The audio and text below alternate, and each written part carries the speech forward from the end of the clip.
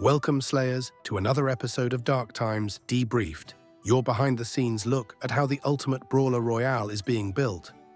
Dark Times has been in development since 2022 in partnership with Blowfish Studios, a team with deep experience shipping high-quality games. These updates are based directly on the internal development logs. They're raw, unfiltered, and designed to give you a clearer view into what's happening during each sprint. This episode covers the 2-week sprint ending on Friday the 27th of June, 2025, and includes build versions 17.3 and 17.4. Starting with 3D art and animation. This sprint was all about recoveries, cloak behavior, and weapon draw. The get-up animation for male characters is now complete, and it works cleanly with the updated recovery states. We also hooked up recovery exit triggers, which now align with the timing of full get-up. One new bug appeared in Unity. The get-up animation sometimes skips the final frame, which causes idle states to look twitchy. We're investigating now to see whether it's an animation blend or a logic issue. On the cloak front, we tuned the bone weights and mesh deformation for the noble, huntress, and old man. They were clipping badly during crouch, sprint, and knockback. That's now improved, but not fully resolved. New cloak variants also required fresh rigging work, with updated weight painting and skin constraints for each character. We also had a broken animation event on the draw state.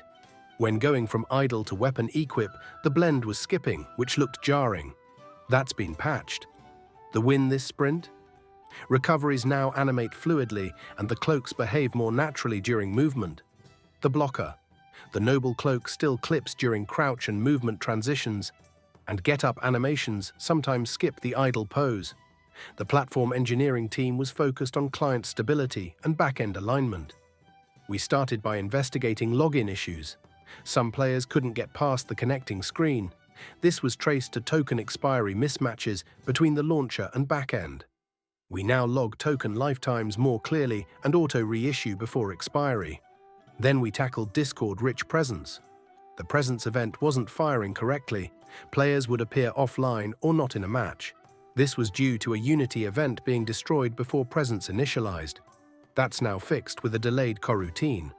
We also improved kill feed logging and reviewed the deployment flow for launcher versioning. The major win, login reliability is now stable across launcher sessions. The blocker, we're still validating presence reliability across party joins and transitions. Over to the lead developer. This sprint, throw logic was locked in. We finalized throw release timing, get-up sync, and controller resets. Previously, the ragdoll was being released too early, and the thrower could get locked out of movement. That's now fixed. We also added camera resets and blend to idle states, so players return to normal cleanly after recovering. The throwing controller now has a clear exit state and hard reset for get-up. We also touched executions again, refining their triggers and syncing them with knockdown and recovery. Another big win was the dazed exit trigger. Previously, dazed could end too early or too late. We now sync it to the moment stamina is regained. The win, throw, dazed, and get-up all now flow smoothly from one to the next. The blocker. Any future changes to knockback or throw will need to be extremely surgical. This system is now tightly coupled. Senior developer updates are next. We started with a bug in stamina consumption, where charged attacks were draining stamina twice. That was caused by two states overlapping. The animation event and the action logic were both triggering drain. That's now fixed with a timing lock. We also discovered an issue in the animation tree. Certain exit conditions weren't being met, causing players to get stuck in charge prep.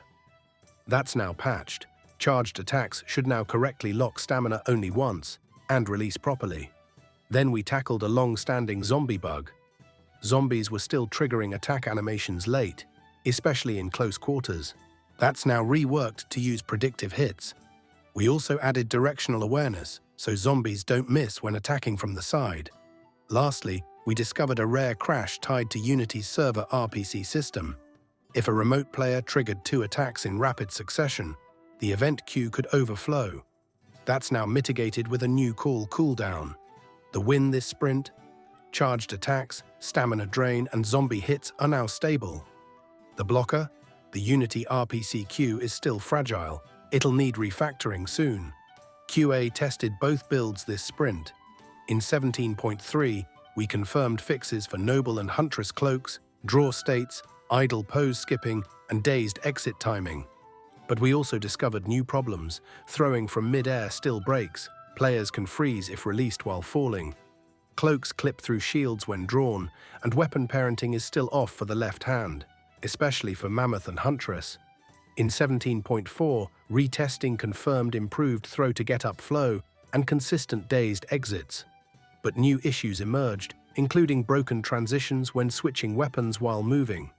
Idle states can still flicker, and the cloak now floats slightly when crouching with shield equipped. The win this sprint. Get-up is finally clean and predictable, and throw no longer breaks movement. The blocker, cloaks and sheathed weapons still have mesh conflicts, and airborne throw states are still unstable.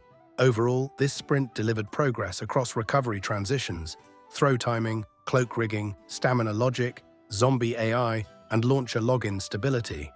Coming up next, execution validation, final cloak tuning, matchmaking fixes, and early prep for the Gamescom build. Thanks for watching Dark Times Debriefed. To join the conversation, head to discord.gg/darktimes. We'll see you next time, Slayers.